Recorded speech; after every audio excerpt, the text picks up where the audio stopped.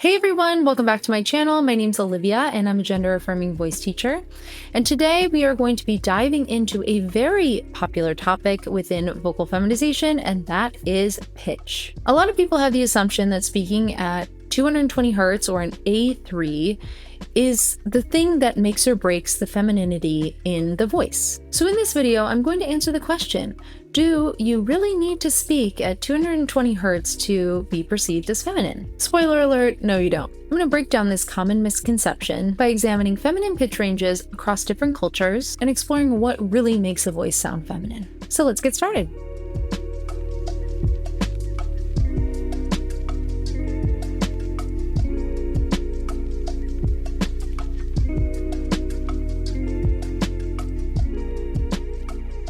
If you've researched vocal feminization, you've probably heard that 220 Hertz is this magic number for a feminine perceived voice. But the thing is that this oversimplifies a very complex process that is creating a new feminine voice. While 220 Hertz is often cited as the average for cisgender women's voices, it's just that, it's an average. This number doesn't fully reflect the diversity of feminine voices. There are some pitch studies that focus on sustained short vowel sounds, and some that focus on very specific small populations. That means the studies wouldn't account for the variety and the diversity of pitch across different cultures and languages, and of course individual voices. So where does 220 Hertz come from? It is generally the average for many cisgender women in Western English-speaking populations. But even within that group, pitch ranges widely from 165 Hertz or lower, all the way to 255 Hertz and above. Things like age, culture, and personal habits all influence pitch. For example, cisgender women's voices often lower with age due to hormonal changes, like going through menopause. And culturally, we all take on the vocal qualities of our parents, of our role models,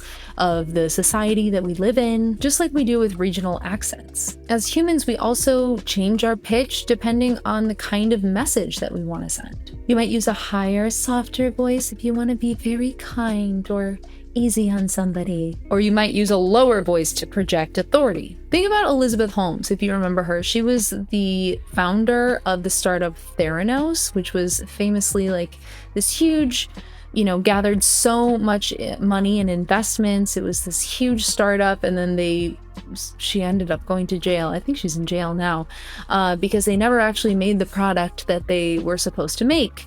They made a TV series out of it. There's a book called Bad Blood that's really great. Anyway, she famously went from having a higher, brighter voice to later in interviews when she had morphed into the Steve Jobs vibe where she was wearing the black turtlenecks all the time.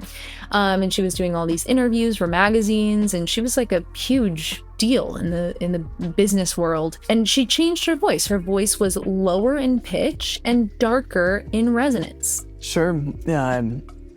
Over the last 11 years, we've reinvented the traditional laboratory infrastructure. And we talked to our lab team and they said, okay, you can do the draw. And so they did this, what would have been a finger stick on this little nub on his arm. Obviously, I cannot read Elizabeth's mind. I don't know if she was doing this, even consciously. Maybe this was something unconscious. But I could imagine being in a sort of male-dominated space, this tech and startup and all of this happening, and she wants to be taken seriously. She was a young woman, dropped out of Stanford.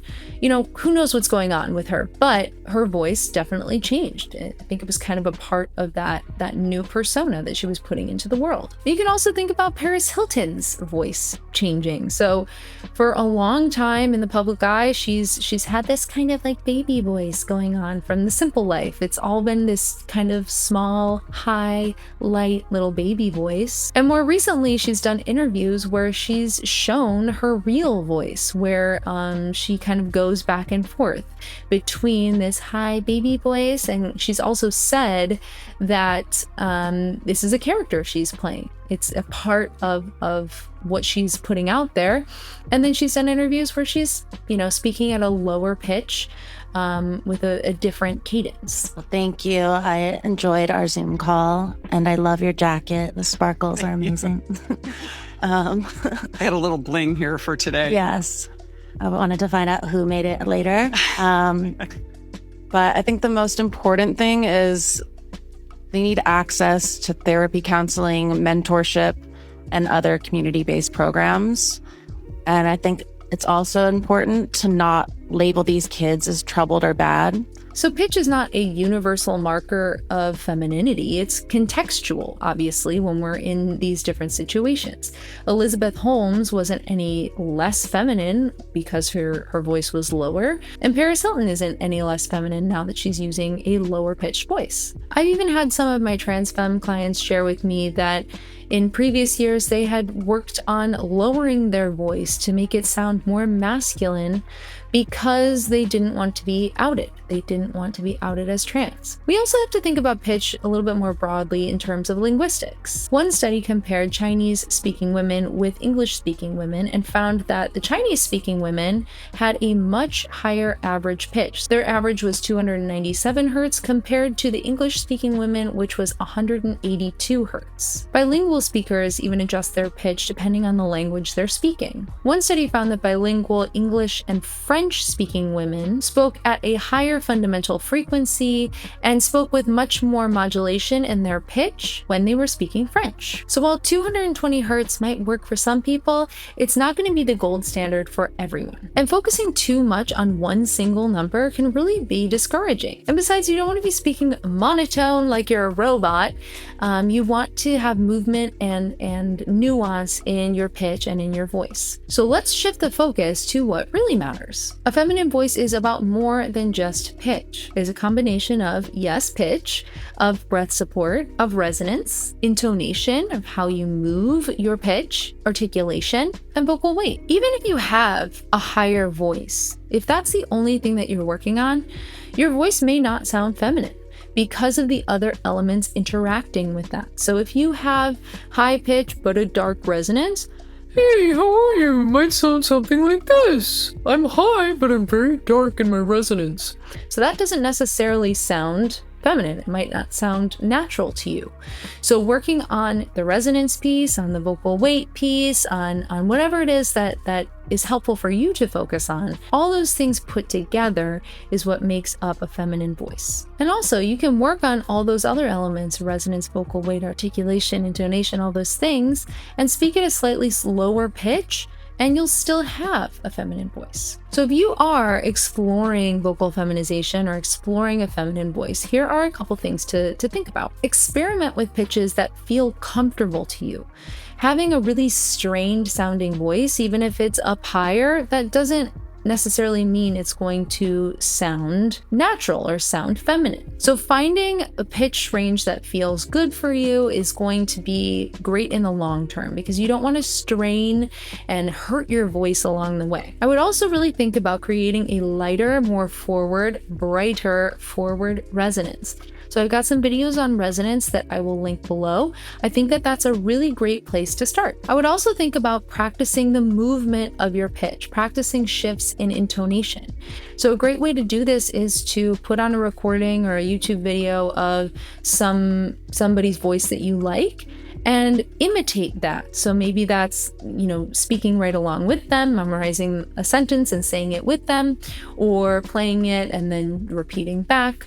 But imitating those kinds of things, like the movement in the pitch, I think can be really helpful. And finally, don't be afraid to ask for support. I happen to teach private lessons, so if you're looking for some personalized guidance, you can always go down to the link in the description. And I also have a self-study e-course called True Voice, all about vocal feminization.